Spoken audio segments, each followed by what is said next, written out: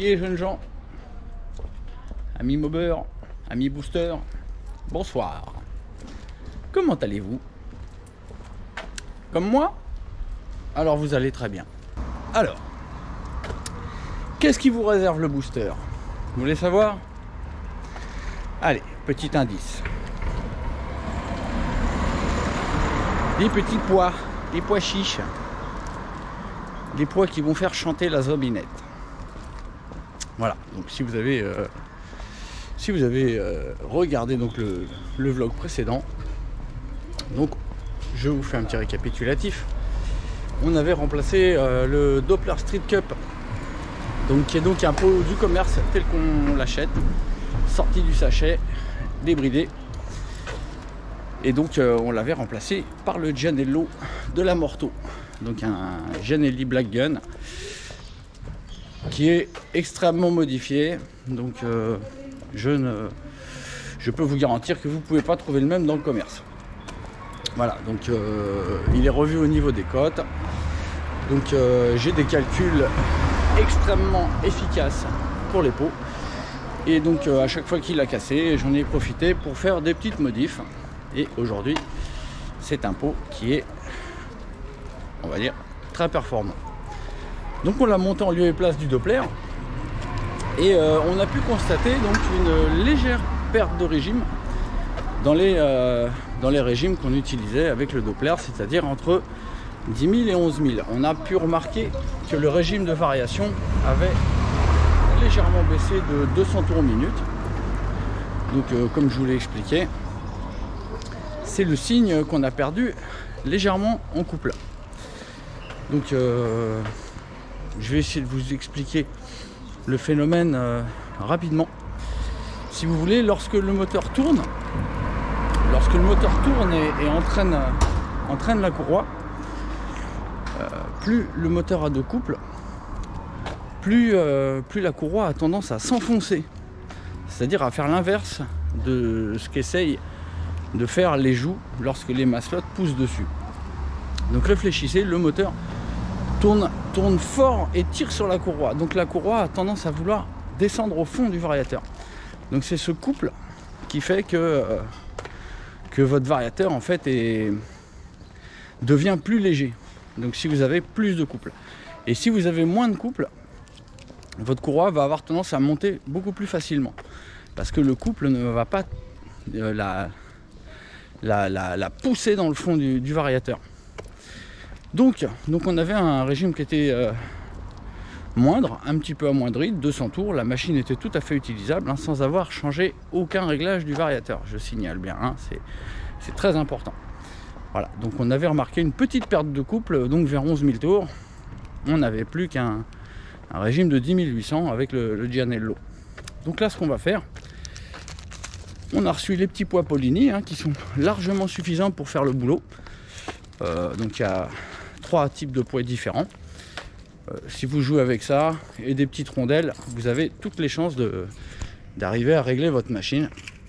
Avec des petites rondelles de 5 et de 6, vous arrivez largement à corriger le régime de variation. Voilà.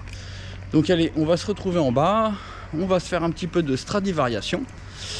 Donc en parlant des Stradivarios, ça y est, on est passé sous les 20. Donc si vous souhaitez expérimenter la Stradivariation, dépêchez-vous. Allez, à tout de suite.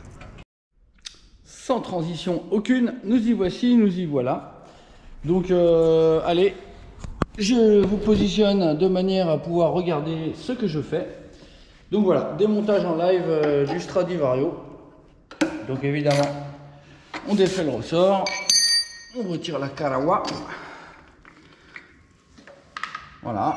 Ensuite, très pratique le Stradivario quand il est bien préparé et que les joues peuvent se repousser bien loin. On peut glisser une clé entre sous la maslotte. Je vais vous montrer.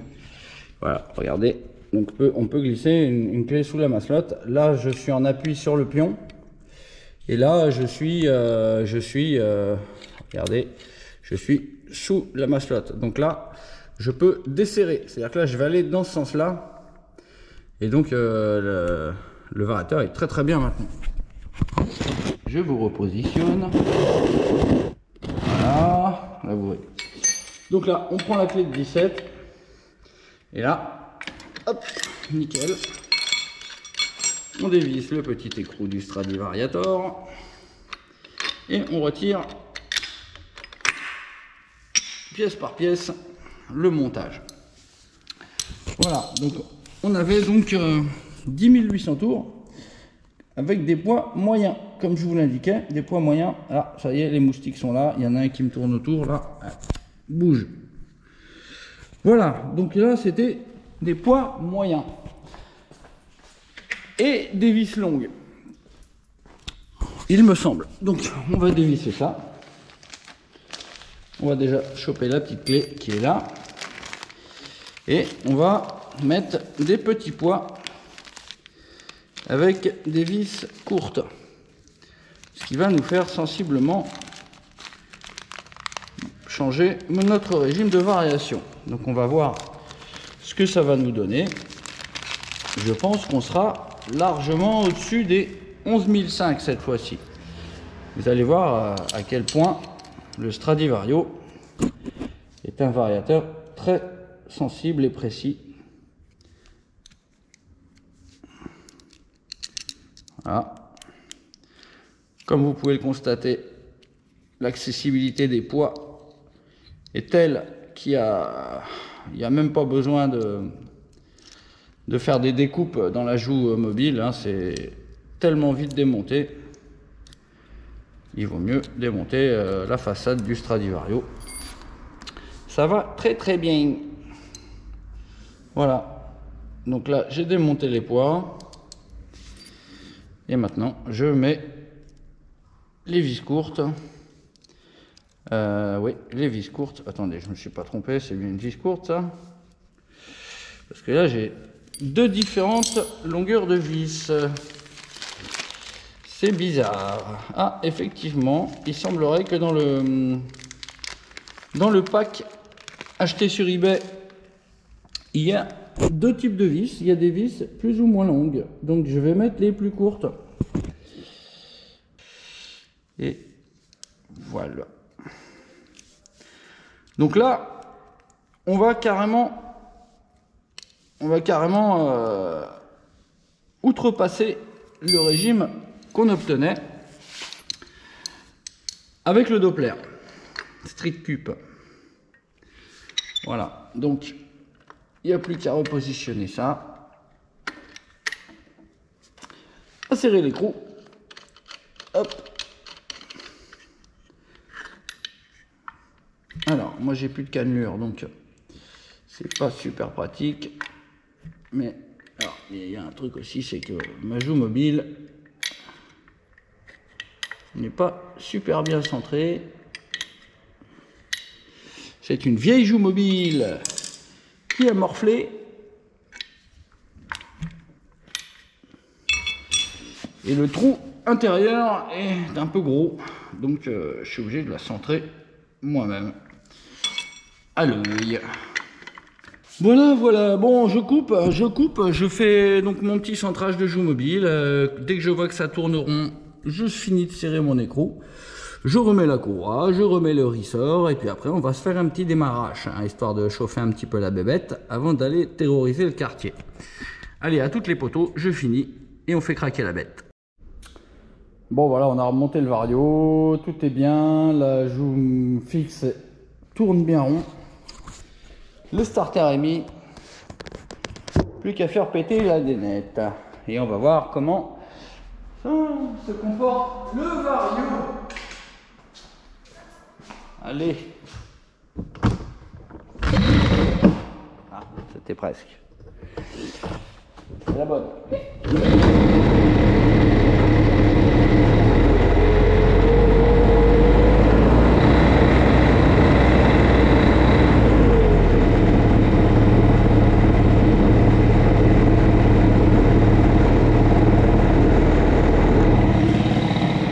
Voilà, donc la nénette est en train de chauffer tranquillou. Pendant que je m'essuie les Didi. Donc on laisse un petit peu chauffer, hein. On va pas s'énerver tout de suite. Pendant ce temps-là, j'ai tout fait admirer la manette de la mort avec son T6, son T6 50 liquide. Eh ouais, un collector, un Ersal collector. Eh oui, tout fini collector un jour ou l'autre. Voilà la nénette qui tourne gentiment comme une petite mobilette d'origine. Bon, voyons voir. Ça tiédit un peu.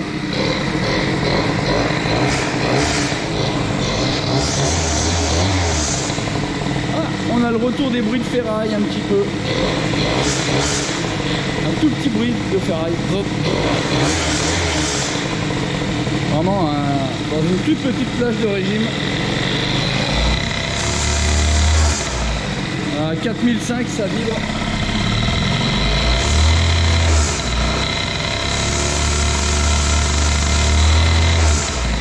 Et à 4008 ça ne vibre plus.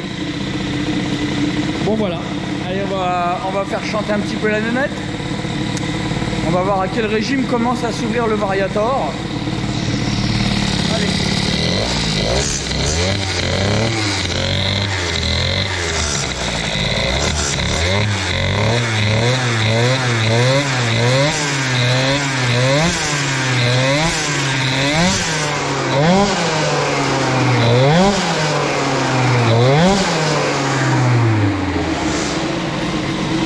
Ça fume.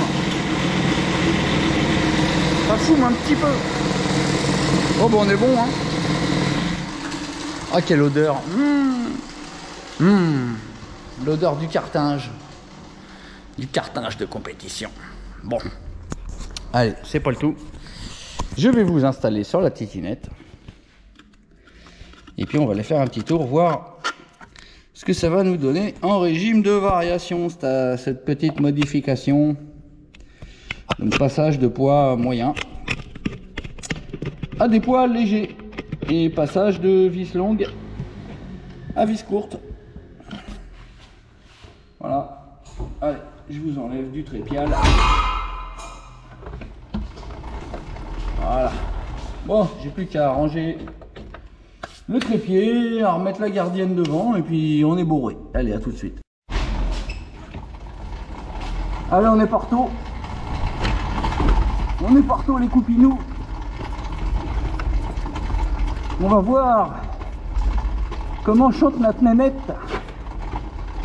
Va-t-on atteindre les 11 500 tours en charge? Va-t-on les dépasser? Mystère et boule de suif. Allez, dans tous les cas, un petit tour de quartier à la tombée du soleil. C'est du bonheur. Allez, les copains. Sur ce, j'allume la pompe à eau. La pompe à la eau. On va encore faire chauffer un petit peu le moteur parce que 41, c'est pas grand chose.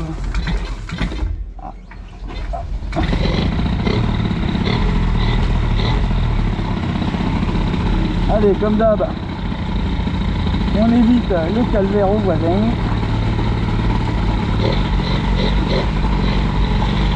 Alors, est-ce que le régime d'embrayage va passer au-dessus des 10 000?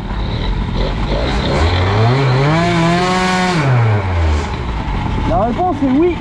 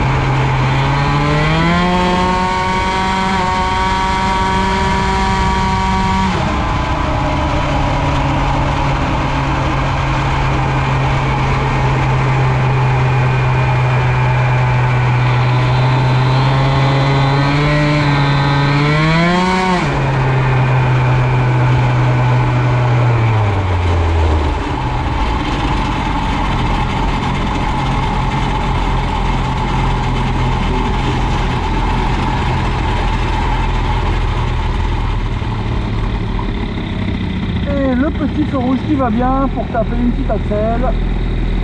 Donc apparemment donc à basse vitesse on arriverait à 11002, à 11003.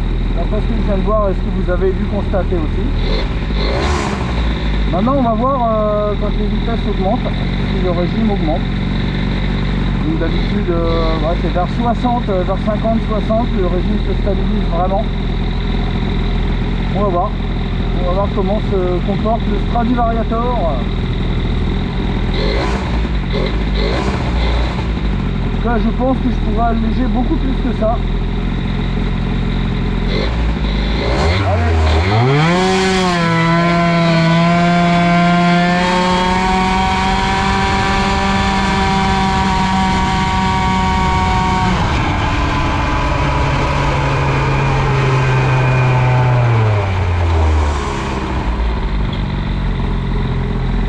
Pas mal, ça marche pas mal.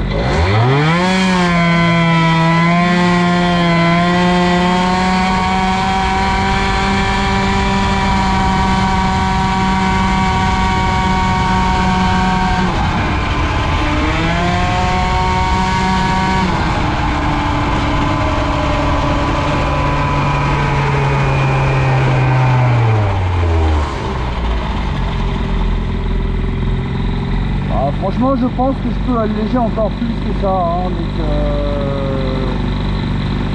à voir.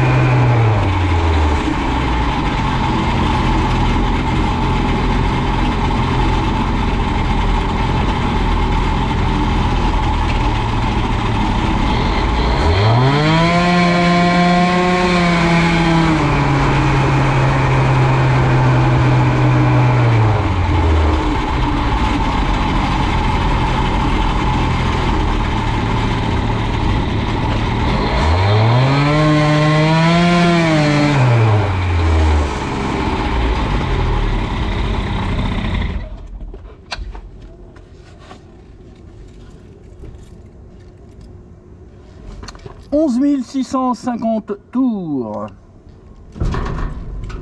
On a presque 1000 tours de plus qu'avec avec les anciens poids. 850 tours de plus. C'est pas mal. C'est pas mal.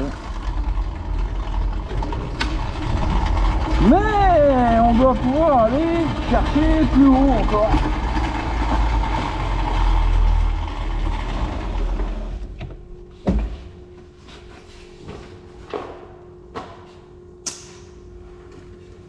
Allez, coupure de la pompe à eau.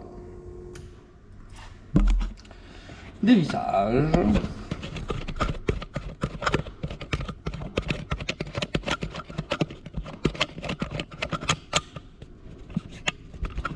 Dévissage, débriefage.